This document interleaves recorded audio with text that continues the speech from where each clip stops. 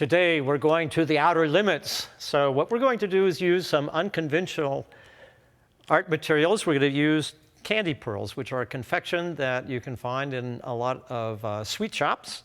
And these are the materials that you'll need in order to accomplish this project. And so we'll get started on our trip to the outer limits. First thing I do, start with a piece of paper, and then I print a grid on that piece of paper. And I do it with my computer. And we'll have this on our website so that if you'd like to just take our file and print it on your paper, that's great. Or you could use graph paper, or you could make your own grid. But it's going to be on this kind of structured system because we're going to fill these tubes with these candy pearls to match my drawing and make a small, it's about 6 inches by 6 inch mural. All right, so every one of those little squares in my grid will correspond to where I could put one of the sweets in my gridded mural structure here.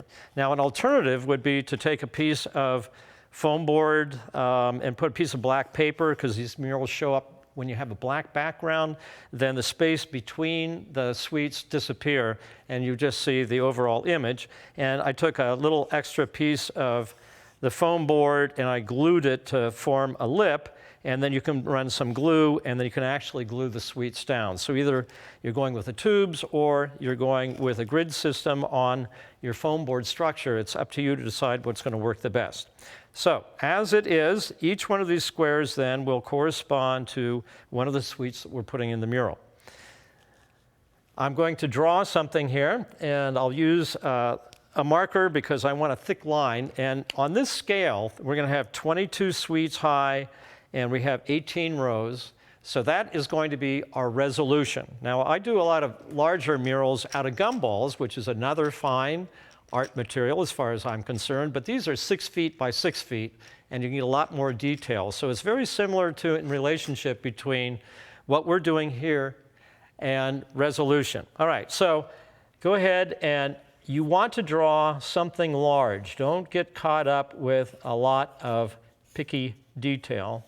And again, why I am using a marker, because I get a thicker line, I'm less apt to get too fussy with it. Well, I've already kind of done a drawing, and so I did a self-portrait. So I started with this, and then after that, I printed on a nice heavy piece of vellum, and again, you can get that from us on the website. When I put this down on top of my portrait, I can see how the grid is going to fall on that drawing. And so the rule is one square can only be one color. So I've got yellow, I've got yellow, I've got yellow. The problem, the thing that you have to make a decision about is I've got one square here that has a little corner of black and a bit of yellow, but so that's mostly yellow, so that becomes yellow. So essentially what you're doing is pixelating your image. And so once you're finished going through and assessing your map, this will be your map, then this is what I came up with as far as my image translated in pixels. And I went ahead and I printed it so that it'll be a little bit easier for you to see it. So I'll start with a red one, and I'll put it down the tube. And you'll notice I have this little stick here. Every once in a while, they might be a little stubborn going down, so you can kind of use it as a plunger. But also, I put it over here because it's very easy to accidentally get those down the wrong chute. And so I'll continue to build this one, and now the rest of them are yellows all the way up.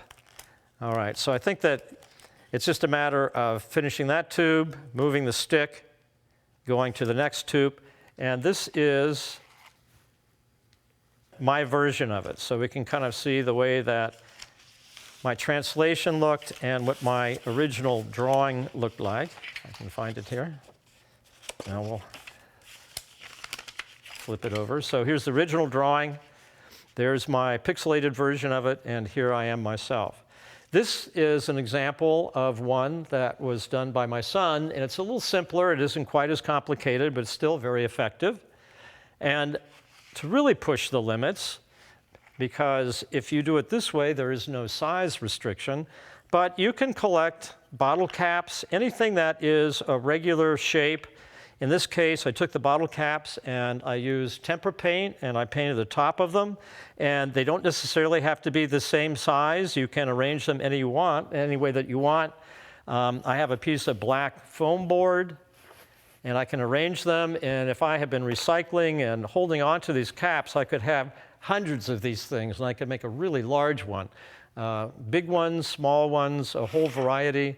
I have these little plastic rings that you can actually even glue on top of the other ones to make them slightly different, kind of a la Chuck Close.